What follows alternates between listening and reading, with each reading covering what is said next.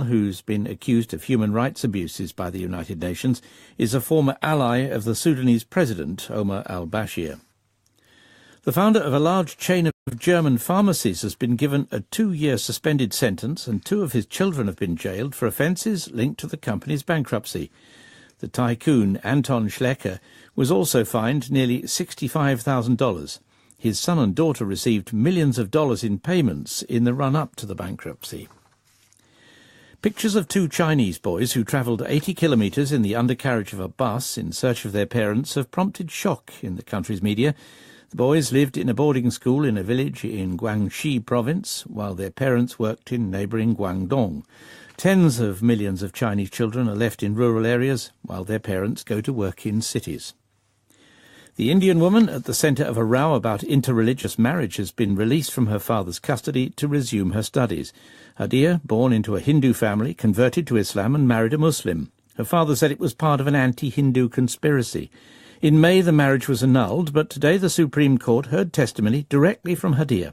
Here's Jill McGivering. This was the first time Hadia testified in this case. She told the court that she wanted her freedom and to see her husband. The court didn't accept her father's argument that she didn't know her own mind because she'd been brainwashed. It ruled that she could leave her parents' custody and go back to college. The question of the legality of her marriage wasn't settled.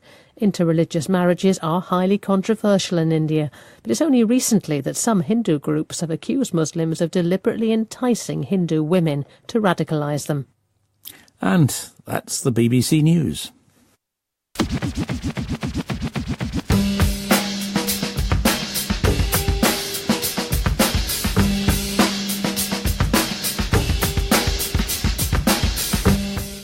Welcome, I'm Rose Aguilar, and this is Your Calls One Planet series. At the COP23 Climate Summit in Bonn, Germany, more than 100 climate activists interrupted the only official U.S. delegation forum, which was led by gas, oil, and coal executives. For 2 weeks, delegates from 195 countries discussed the implementation of the 2015 Paris Summit's landmark emissions reduction agreement. Developing countries and those on the front lines of climate change were negotiating with industrial nations to come up with concrete steps to stop the planet from getting hotter. The United States stood alone as the only nation to push for the expansion of oil, gas, and coal. At that formal U.S. forum that was led by execs from oil, gas, and coal, young people stood up in the room, started singing, and then they walked out, leaving the room mostly empty.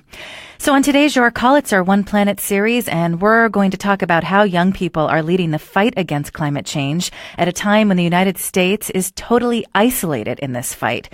Today we are joined by Kyle Lemle. He was a delegate with the U.S. People's Delegation and a youth delegate with SustainUS. He is also the founder and co-director of the Thrive Choir. That's an interfaith gospel choir for social and environmental justice, and the Thrive Street Choir, which is organizing hundreds to sing at marches and rallies across California and beyond. And Kyle Lemle joins us from Germany. Hi, Kyle. Welcome to the show. Hi there. Well, Kyle, hopefully your line will be okay. He's joining us from Germany. We'll see how it goes. We're also joined by Charlie Jiang. He attended the conference as a delegate with the U.S. People's Delegation and a youth delegate with SustainUS to the UN climate talks. Charlie is program associate at the Environmental Defense Fund and a founding member of the DC Reinvest Coalition. That's a group pressuring the DC government to divest from banks with ties to fossil fuel companies. Charlie is one of this year's Brower Youth Award winners, and he joins us from DC. Hi, Charlie. Thank you for joining us again. Hey, Rose. Good to be back on the show. Great to have you back. Well, Charlie, I want to start off with you. Give us a sense of what this conference was like. You see it in the media. There are lots of activists.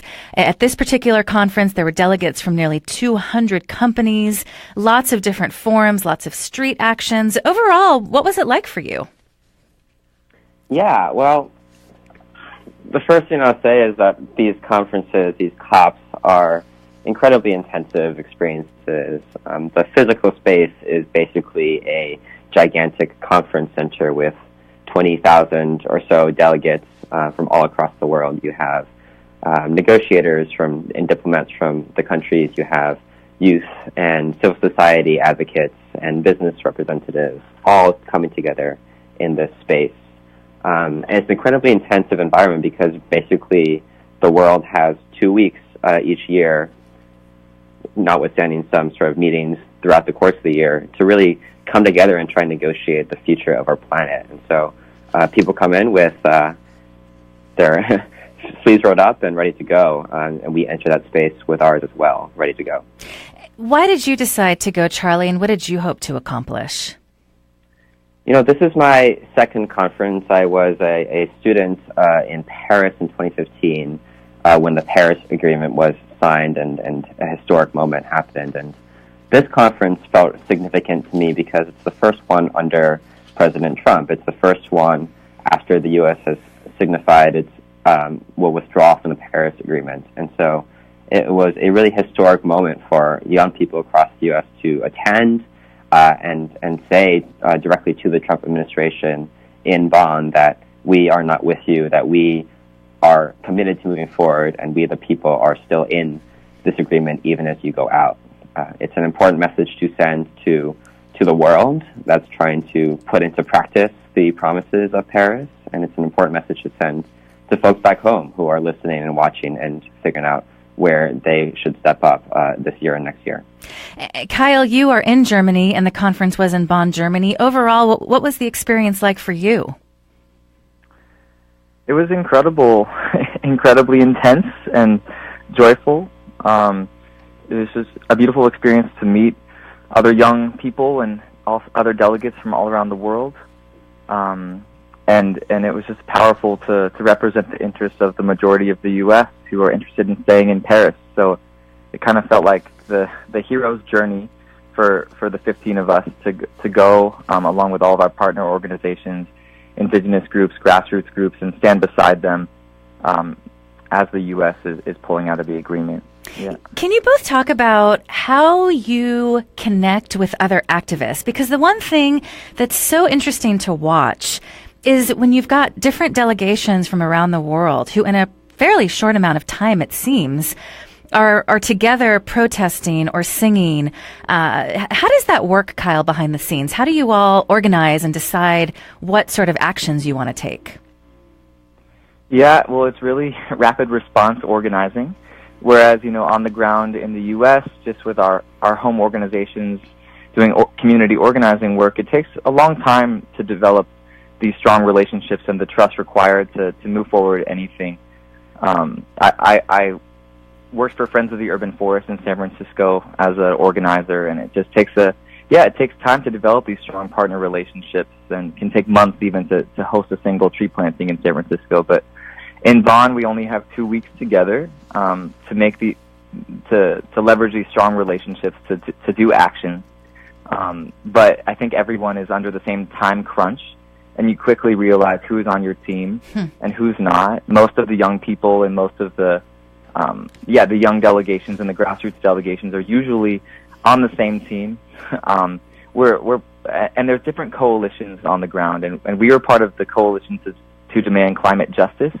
So which automatically linked us to hundreds of different grassroots organizations that are demanding climate justice around the world, and very progressive and rapid movement on climate action to keep emissions low and temperature rise to under 1.5 degrees Celsius. So whereas other coalitions and maybe other of the larger nonprofits are more lenient and just interested in the slow incremental change, we could mobilize quickly for the quick changes that we're needing.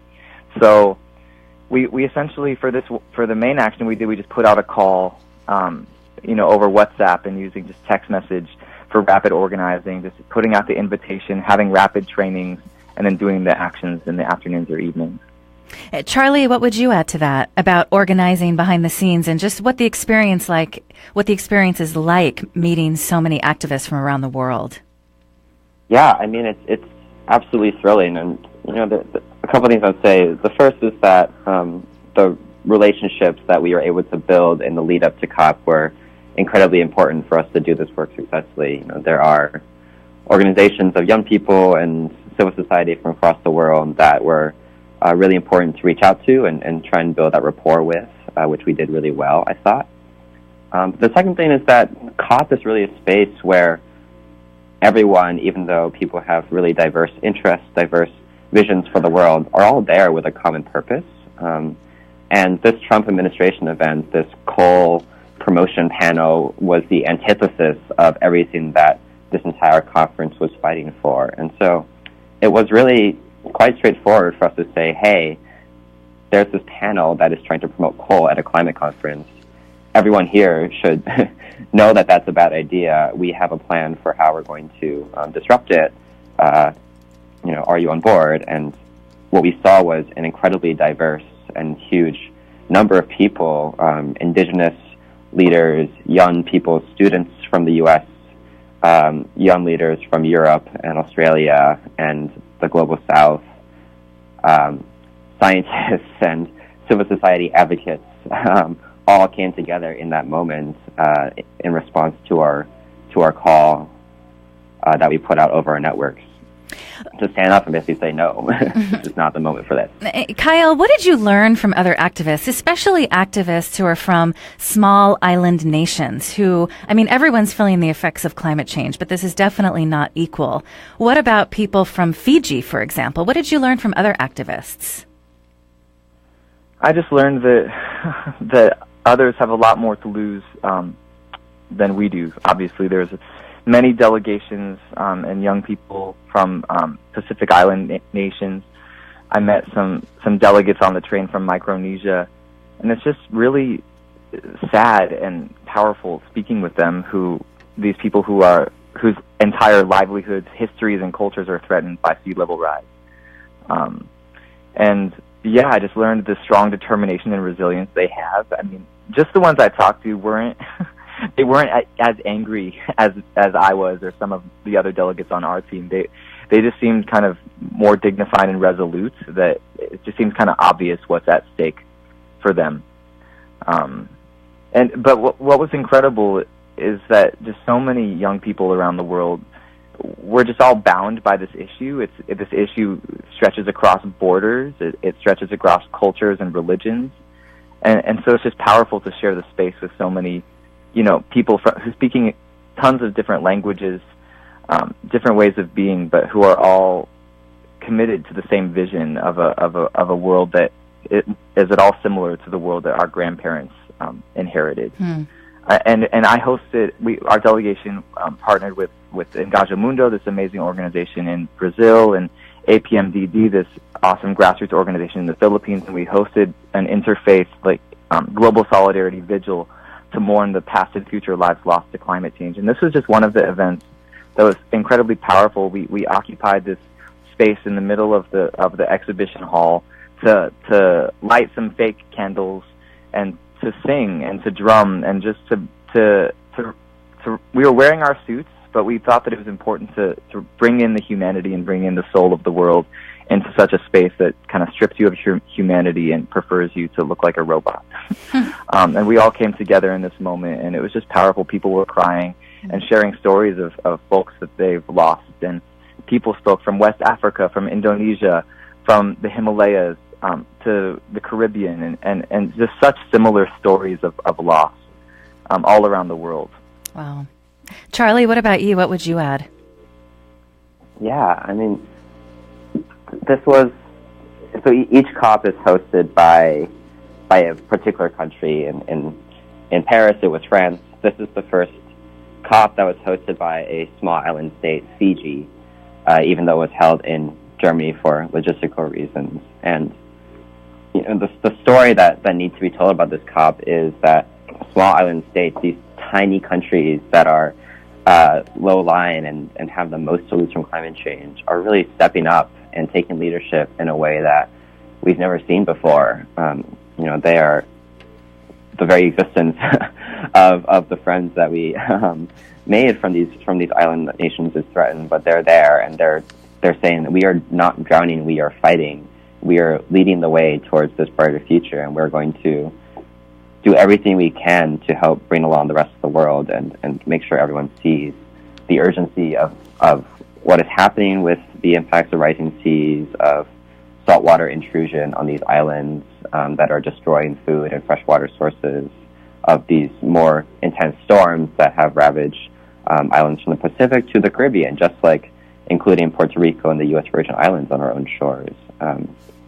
These are islands that are leaders that are the true moral voices of this crisis, and it's our job to listen to them and to respond accordingly and to recognize the role that we, as U.S. citizens, as young people, as people from the developed world, have to play in mitigating what has happened. Charlie Jiang attended the climate conference in Bonn as a delegate with the U.S. People's Delegation and a youth delegate with SustainUS to the UN climate talks. Charlie is a program associate at the Environmental Defense Fund, and he is one of this year's Brower Youth Award winners. We're also joined by Kyle Lemle, also a delegate with the U.S. People's Delegation and a youth delegate with SustainUS. He's founder and co-director of the Thrive Choir, an interfaith gospel choir for social and environmental justice. And today we are getting a report back from the climate conference in Bonn, Germany. What questions do you have for our guests today, Kyle and Charlie? We'd love to hear from you. And if you have any questions about what happened there, it got some coverage. It always deserves more coverage. But what questions do you have? What about our responsibility to the next generation? If you followed the talks, if you were there, we'd love to hear from you. The toll-free number is 866-798-8255, 866-798-8255. And the United States was very isolated this year. We've got climate deniers in the White House, and the only official forum at the climate change conference was led by executives from the coal, oil, and gas industries. And young people were in the room. They stood up, started singing, and then they left the room, leaving it mostly empty. You can also email your call at kalw.org. Let's talk about that action, which got international headlines. And Kyle, you wrote a piece for Truthout about your experience at that forum. And you write that George David Banks, the special assistant to Trump on energy and environment, sat on a panel beside Francis Brooke, a policy advisor to Mike Pence. Alongside him were representatives of coal producer Peabody Energy Corporation, nuclear energy engineering company NuScale Power, and the liquefied natural gas company Tellurian Incorporated. You write that the energy in the room was intense and very uncomfortable. After 20 minutes of listening to their lies, you write, I could not take it anymore, so I opened my mouth and started to sing. What were these? I think that there were 3 men and 2 women, right? What were they saying? What were they talking about? They were talking about how they were trying to make us feel ashamed of ourselves, as if we were halting progress by trying to move away from fossil fuels. They were trying to just espouse the belief that we are tethered to fossil fuels forever, that the only way that nations of the global south will develop and that they'll be able to feed their children and have a reasonable life is to have a future with fossil fuels. And so that, they were sneaky with their argument in just trying to say that we were the greedy ones, and we were the ones that were, in our ivory tower and away from the realities of life on the ground where fossil fuels are so important. But this is what they want us to believe. They want us to believe that we are addicted and completely, tied to the fossil fuel industry, that there is no chance of us breaking free from fossil fuels. But the truth is, and what scientists across the world are knowing, and now what the industry experts are telling us, is that renewable energy is ready to go. It's becoming just as cheap as fossil fuels, and that if we invest the same amount of resource and energy and innovation into renewable energy, we can break free and get to zero fossil fuels by 2050. I want to play a clip from David Banks. He's Trump's climate advisor. And at the conference, Democracy Now!'s Amy Goodman questioned David Banks. According to the Energy and Policy Institute, this is a watchdog that exposes attacks on renewable energy. David Banks, again, who's Trump's climate advisor, once worked as the D.C. liaison for the Alliance for Wise Decisions. This is a coalition founded by the anti-wind and climate skeptic John Draws Jr. David Banks, according to this website, has embraced based unscientific conspiracy theories. And Amy Goodman asked him if he believes humans have anything to do with climate change and the warming planet. Oh, so from an administration perspective, I think the president would say that climate is always changing. Do you believe that human beings are involved with climate change? Do I? Why are you so interested in what I... You're the representative of the Trump administration here. You're the first person we've been able to speak to here about the Trump administration position. I think the administration would agree that humans contribute to climate change, right? I think the question, and by the way, this is not... So do you disagree with the president that climate change is a Chinese hoax? Look, I work for the President of the United States, and I support the President's decisions, right? I supported the President's decision when it came to withdrawing from the Paris Agreement, right? The President... So do you believe it's a Chinese hoax? Do I believe it's a Chinese hoax? Climate change. I'm just quoting the President of the United States. But I think you're missing the point of the tweet. I mean, look... Explain it. Oh, no, the point of the tweet was, again, we talked a little bit about this last night. The president views climate change through the lens of, or climate change policy through the lens of, what does this do to U.S. manufacturing? What does it do to U.S. competitiveness, right? And so, and given his focus on trade. Well, that is Democracy Now!'s Amy Goodman questioning Donald Trump's climate advisor, David Banks, who once worked with the Alliance for Wise Decisions. This is a coalition founded by an anti-wind and climate skeptic named John Draws. This is according to the Energy and Policy Institute, a watchdog exposing attacks on renewable energy. And this was one of the guys who was at the only formal U.S. Forum at the climate conference. And Kyle, I listened to this clip a couple times and just didn't really make sense of any of it. What was the response in the audience when they heard David Banks kind of spew nonsense? I mean, it just didn't make sense. Right. I mean, this was to be expected. It's Trump's administration. We knew about who this guy was and who they were putting on the panel, and just the general feeling in the room was we were just so embarrassed that this is who our country sent. Our country didn't send scientists, our country didn't send bold leaders. Our country sent folks who are taking money directly from the fossil fuel industry to silence the truth on climate change. The Trump administration deleted all of their messaging on climate change from the EPA website. They're silencing their own employees from using the term climate change at public debates. So of course this is who they sent. So we were prepared for battle, and we didn't let it go on before we made our voices heard. Charlie, what was your response when you heard this panel? Yeah, I mean, it's ridiculous. The fossil fuel industry has spent millions of dollars over the years trying to cast doubt on the science of climate change. We know that we have the solutions with renewables and with other resources to stop climate change. Yet for the U.S. to show up in their only panel to be about the role of fossil fuels was ridiculous. Why? And absolutely, as Kyle said, what we expected with an administration that has spent the last few months trying to roll back every rule that it can that addresses clean air and climate pollution. And so we knew that the response that we had to do was not try and shout arguments back at them that were for us. We know that we have the winning arguments. What we needed to do was show them and show the world that we see through their lies and that we are going to call them out with the dignity that we wanted to show. Kyle, according to reports, the majority of the people in the room listening to this U.S. official forum were young activists. Did you all have any difficulties in getting into these forums, especially this U.S. Forum that was attended by the people on the panel it was a Trump executive, a Pence executive, and then executives from coal, gas, and oil companies. Did you have any difficulty getting in the room? So we planned in advance. We knew that it would be really popular. Everyone was talking about this panel, how embarrassing it was, how hilarious it really was, the irony of it, even though it's a really serious issue.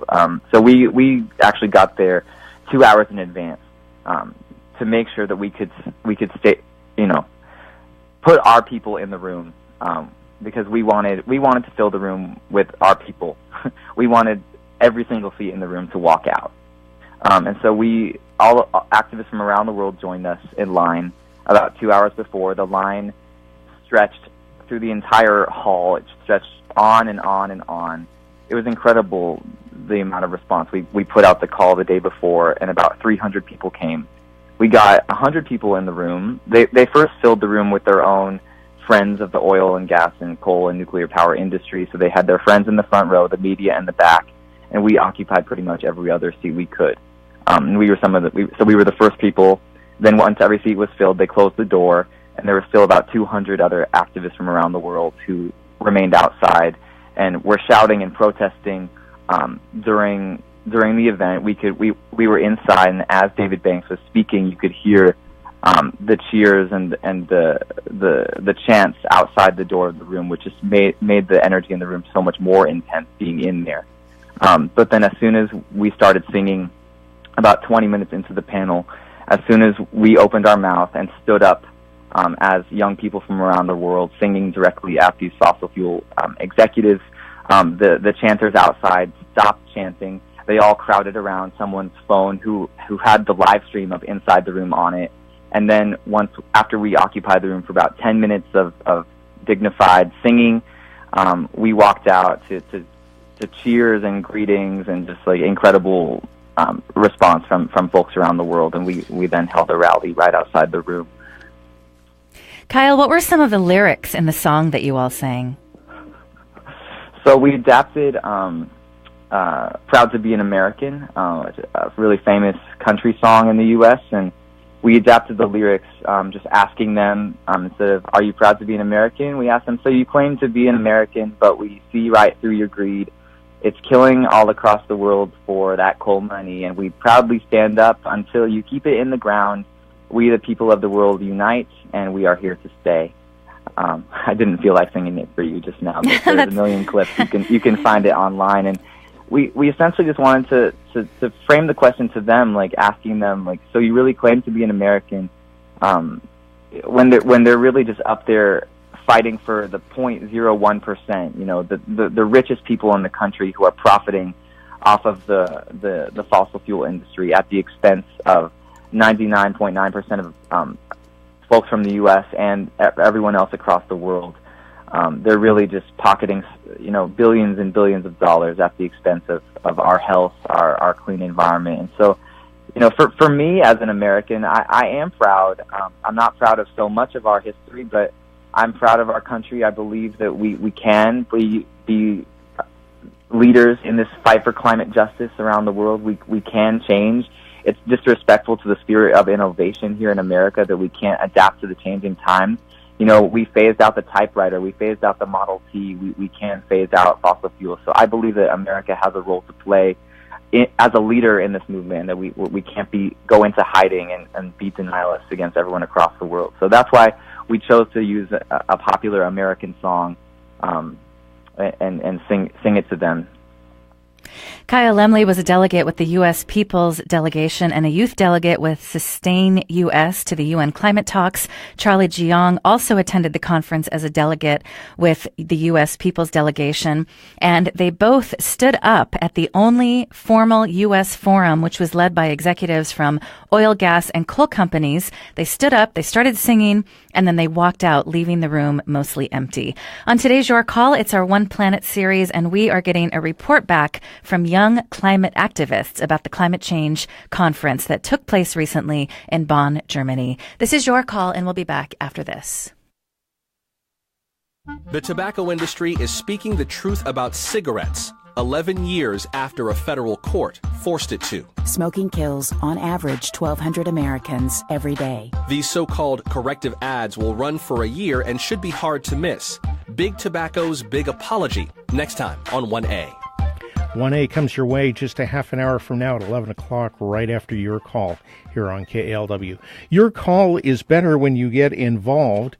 If If you have a question, idea, or experience you want to contribute to today's conversation, call 866-798-8255. That's 866-798-8255 toll-free.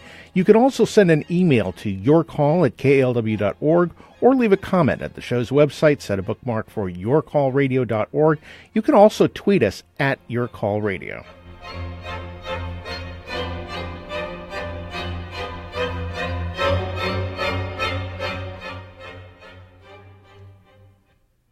This is Your Call. I'm Rose Aguilar. Coming up tomorrow, we will talk about why the demand for avocados has increased over the years and what this is doing to deforestation in Mexico. It's causing mass deforestation in Mexico. So we'll be talking about avocado demand tomorrow. And then on Wednesday, a very important conversation about the Republican tax cut bill for the wealthy and corporations. The House bill has already passed.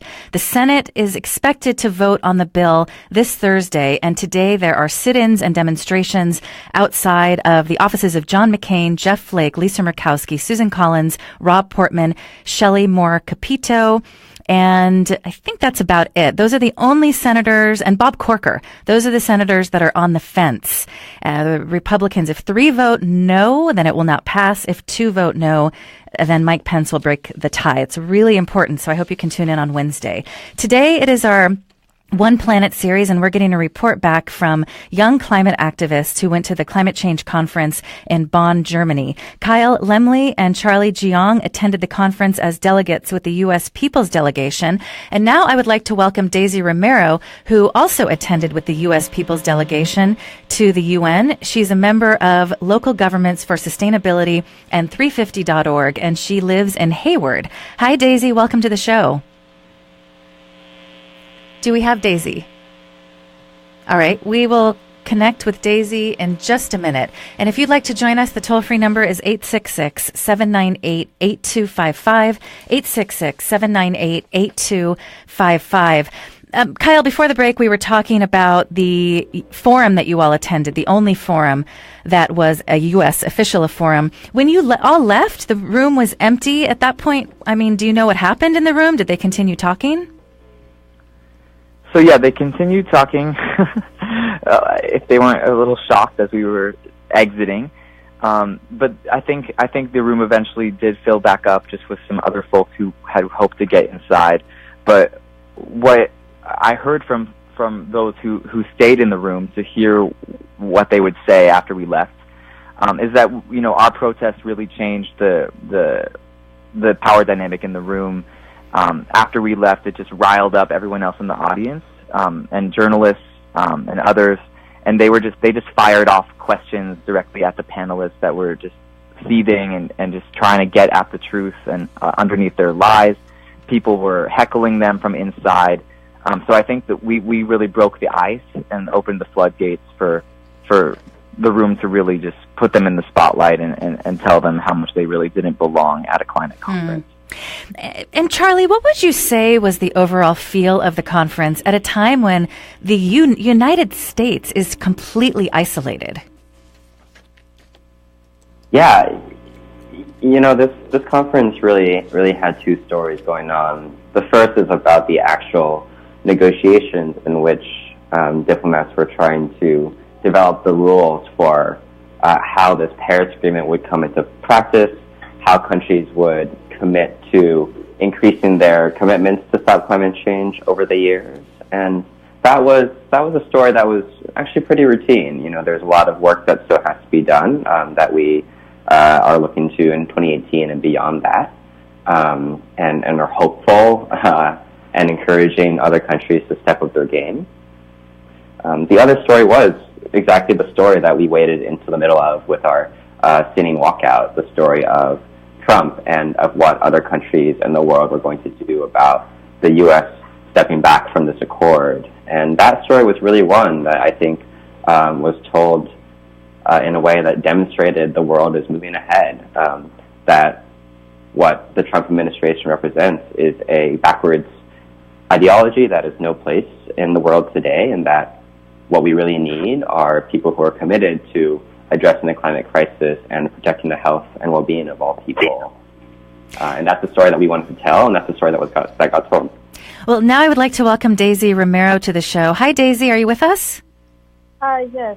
Hi. Thank you so much for joining us. So, Daisy, you also were a youth delegate with the U.S. People's Delegation. What was your overall experience at the climate change conference in Bonn? What stood out for you? I was with the United States People's Delegation, ICLEI specifically, which is the local government for sustainability. So what I did was basically share my experiences at an event that we held. It was called the United States People's Delegation Scout. So what I did was just give my experiences on the internships and work that I did in the past. So I'm from South Hayward, California. I witnessed poverty, poor air quality, and the lack of resources and opportunities for low-income people of color. And I just wanted to give my perspective on what was going on in my community and give people an idea what it's like and give my community a voice. So basically, I just talked about an internship I did with ICLEI. I talked about the program that I was a part of, which was giving workshops to low-income areas that were affected by climate change. And I also gave another example of another program that I did, which was with a nonprofit organization named Ecology Action.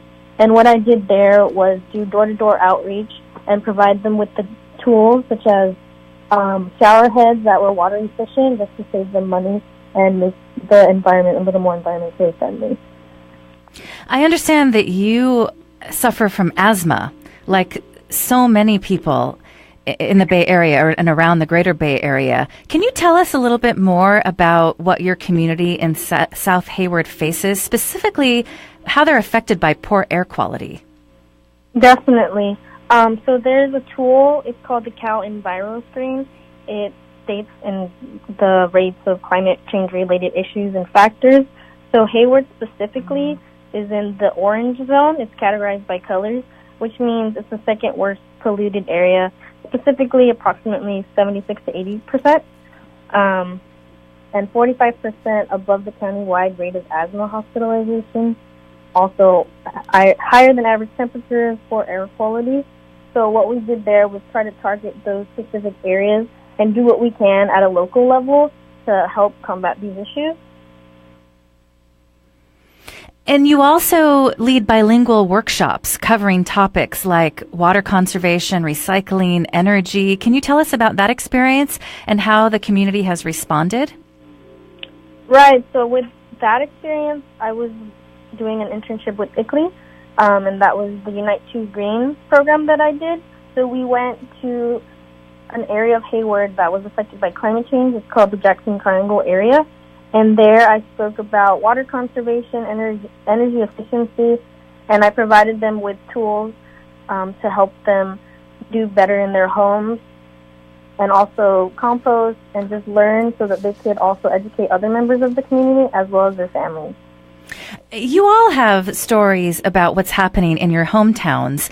Charlie, when you were young in Chicago, you and your brother would build structures out of snow, but you have said in various interviews that when you went home for the holidays last year, there was no snow in Chicago. In fact, the summers are getting much hotter. That's right. I mean, it's, you know, what's important to understand is that the impacts of our warming world are going to impact everyone differently, and some people their very lives are threatened. Others, like me, are fortunate enough that I think, you know, we'll be okay for the most part. But even my family is seeing these impacts with hotter summers in our hometown of Chicago and winters with no snow. And I'm just wondering what that means for my kids if I move back there. What will they have? What will their experiences be like in the summers playing outside, or in the winters looking for snow that isn't there anymore? There's so much documentation out now and so many more reports about how climate change disproportionately affects low-income communities and communities of color. Do you think, Kyle, that this is getting more attention at the big conferences like the Climate Change Conference in Germany?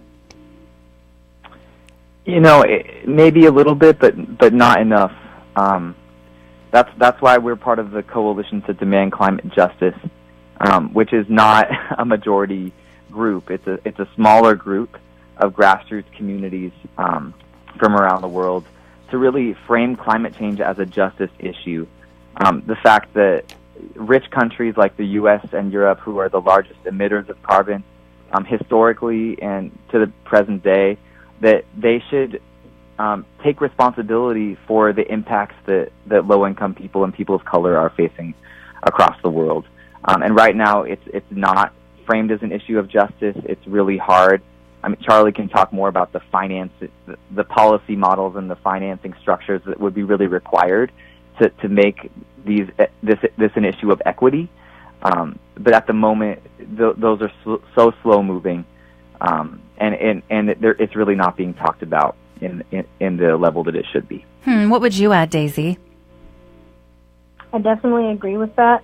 I think we need to do more, but we're doing what we can at a local level and trying to share our experiences like we did at the Speak Out of what's going on in our communities, and just engaging and networking with other organizations and other efforts that people are doing. Daisy, what was your experience like meeting activists from different parts of the world and really different parts of the community, the country? In one video, I saw a young woman from Flint speak out about the fact that they're still drinking out of they're still getting their water from bottled water. It was really eye-opening to see all the activists coming together and talking about what was going on. For example, there was a woman from Puerto Rico, and she gave her experiences on the natural disaster that occurred, and it was just so amazing to see like what she is doing, but also that the government should also step up more to help these people. Daisy, do you feel like the bigger green groups are listening to young activists, specifically young activists, young people of color? I sure do hope so, but I believe, like I said, we need to do more just to fight these issues that's happening. And what changes specifically, Daisy, would you like to see for your community as South Hayward struggles with things like, there's so much there, poverty, air quality, lack of opportunity, just basic resources? Right. Moving forward, I hope Hayward is able to get more resources and funding for programs like the ones that I've been a part of, just to provide them with the tools and resources for them, and also just to get more engagement and networking with other organizations so that we can all get connected and fight the issues that are happening. Daisy, just talking to you, it makes me realize that when we do shows about the environment, you often bring on the big groups, right? And they're from San Francisco or Washington or New York. What else do you want people to know about Hayward? I mean, I'm guessing a lot of people tuning in don't know much about what happens in Hayward unless they live there or live near there. Yeah, so in Hayward, there's a lot of poverty in certain areas, and a lot of people can't afford, water-efficient tools and things of that nature. So what I hope is just to get more resources for those people. And what did you bring back with you, Daisy? What are you planning to do with what you learned in Bonn and apply it to what you're doing in Hayward? Networking with all those people and learning about the stories really inspired me to continue fighting. Recently, I got hired with waste management and continue to do more outreach and environmental education. That's great. Well, Daisy, we'd love to have you back in the new year, and hopefully you can come to the studio and let us know what you're working on. Okay, thank you so much for having me. Okay, thank you for joining us. That's Daisy Romero. She's a youth delegate with the U.S. People's Delegation to the UN Climate Talk. She's a member of 350.org, and she lives in South Hayward, where so many people in her community, including Daisy, suffer from asthma. And joining us for the rest of the hour, Kaya Lemle and Charlie Jiang were both delegates with the U.S. People's Delegation at the Climate Conference in Bonn, Germany. And if you have any questions or comments for them, you can email your call at kalw.org. You can also give us a call at 866-798-8255. Charlie, same question to you. What are you bringing back home with you from these climate talks, and what's next for you? Yeah. At COP23, we saw the world was there, and what we saw was inadequate. There's so much more work to be done, and so I'm bringing back a call to action for people in my communities in Chicago and DC, in the Bay Area, and across the country to step up our game. And what that looks like is a couple of things. First, we really need to get involved in electing candidates in 2018 and 2020 that actually will stand up for the health and well-being of all people and do what we need to stop this crisis. So I'm working with a group called Sunrise, with SustainUS, and with other organizations like the Power Shift Network to identify candidates who will be champions on climate change and put ourselves to work getting them into office and connecting them to our movement. What about you, Kyle? The other thing... Oh, sorry. Go ahead, Charlie. I was just going to say the other thing is continuing to tell the stories of communities that are most deeply impacted by these issues, whether it's from asthma or rising seas or increasing wildfires in the Bay, and really highlighting these impacts and highlighting the leadership that local communities are taking to solve this in their own communities. And what about you, Kyle? So I still haven't processed all of the incredible lessons that I learned in Bonn, but I'm bringing home just a even stronger determination to fight for the future of our planet and just for future generations and folks who are already experiencing these issues now. I live in Oakland. I grew up in Marin County, so I've lived in the Bay Area my whole life, and you know, I was there when the fires were raging in Sonoma and Napa County, and you know, I housed my friend Abigail, who lost her land in Santa Rosa during the fires. You know, we were quarantined inside for 3 days because the air quality was so hazardous to literally go outside and walk the streets of our city.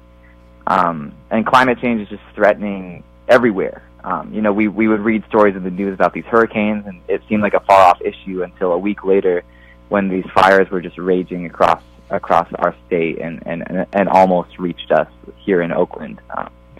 So, you know, with climate change comes more risk of stronger wildfires, higher frequency of wildfires, which is just one of the many issues that will come to our shores here in the Bay Area. And I'm really not interested in a world that will go up in flames. I'm not interested in being complacent, in just letting the issues, just letting the effects of climate change just get worse and worse. So my goal is to continue to go back home and rile up my communities here in the U.S. to frame climate change as a social justice issue. I think people, you know, are often associate climate change with, you know, standard white environmentalist groups that frame it as an issue for polar bears and as a, you know, issue affecting just marginal species around the world. And I think what we're starting to wake up to, but what I really want to continue to give my energy to is just framing it as this social justice issue that it affects people and it affects you and me and everyone who's not the 0.1%. President Trump can hide in his power. He can afford to adapt to climate change in a way that the rest of us can't. So I really, that's my goal. And going home, I was really inspired to see how powerful music and art and spirit can be in such a dehumanizing space. So I'm going to go back home to the Thrive Choir based in Oakland and the Thrive Street Choir here in the Bay Area. We've already mobilized a few hundred people to join our street choir, to show up in streets at gatherings, at direct actions, at protests, at marches. And I think that we'll, you know, after we received international headlines with doing a singing protest, a vocal blockade at the White House event, I'm more inspired than ever to just continue using that tactic to show that these are humans experiencing these issues, not radical fringe leftist groups, but real humans that just are advocating for a just and sustainable world for everybody. And I hope to have music and singing just be one of the many tactics that folks are using on the ground to ask for what we deserve. Well, let's hear from Marie-Louise in Palo Alto. Hi, Marie-Louise. Welcome to the show. Hi, are you there? Marie-Louise, I hear you. Nope. Okay.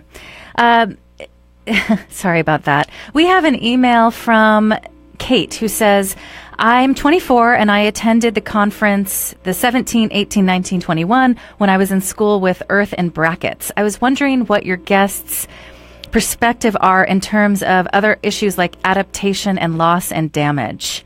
She says that at the 2007 negotiations, the United States was isolated again, and then things changed when Obama came into office because there was so much pressure on the administration to actually take action. Kyle, do you have anything to say about adaptation and loss and damage? I think I do, but I think Charlie is your guy for that question. Okay, Charlie?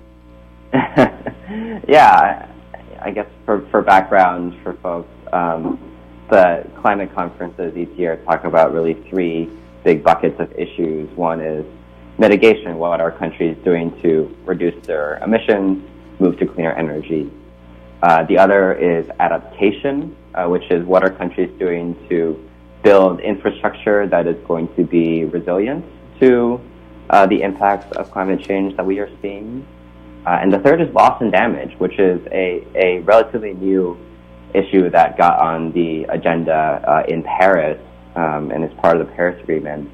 And that's been a really controversial one, but it's really simple. It's what are countries going to do about people's homes that are destroyed by climate change and need to be rebuilt? That's the damage part. Or to compensate folks for some of the irreparable harms that are being done to them, whether it's to cultural heritage, for example, that's the loss part. And what we've seen so far is that countries, including the U.S., are really opposed to providing the necessary financial resources and other resources to address loss and damage and adaptation, in part because it's going to cost money. But it's really our responsibility as the United States, which has been the biggest contributor to this crisis, which has housed so many fossil fuel industry executives and billionaires that have tried to profit off of this crisis. It's our responsibility to contribute our resources in a way that will help communities across the world that are under-resourced and facing the impacts of this crisis to give them what they need to adapt and to recover from the damages that are already being done. And Kyle, before we let you go, did anything stand out for you in terms of changes happening in other countries that you would like to see happen in the United States? I think that what stood out for me is that nations of the global South are stepping up, to even cut emissions in a way that we in the U.S. are not willing to do. We see nations across Europe investing tons of resources into green energy projects. Entire cities that are eliminating fossil fuels from their infrastructure. There's just so many examples of countries across the world that are adapting the new technologies that are really moving forward, and we're really just keeping ourselves in the Stone Age, and we're really just shooting ourselves in the foot in a future that will be run by renewable energy. So we just need to stop our own government, unfortunately, our own federal government, from silencing the truth, from just keeping this issue on the back burner. We need to bring it forward and just join the rest of the world in moving forward. Well, we're so glad that you were both there, and thank you both for joining us. Kyle Lemle and Charlie Jiang attended the climate conference in Bonn, Germany as delegates with the U.S. People's Delegation. Kyle is founder and co-director of the Thrive Choir, and Charlie is program associate at the Environmental Defense Fund. Kyle and Charlie, thank you both for joining us. Our pleasure. Thank you so much. Thank you, Rose. Thank you. And you can find more information about the conference and check out the song that they sang at yourcallradio.org. Your Call is produced here at KALW in San Francisco. To listen to past shows or sign up for our podcast, visit yourcallradio.org or anywhere you get your podcasts. You can follow us on Twitter at yourcallradio. Email show ideas and feedback to yourcall@kalw.org. Thanks to Malihe Razazan for producing today's show. Lauren Schechter is our social media producer, and Carolyn Blotzheim is our intern. Kevin Vance is our studio engineer. I'm Rose Aguilar. It's Your Call. Thanks for joining us.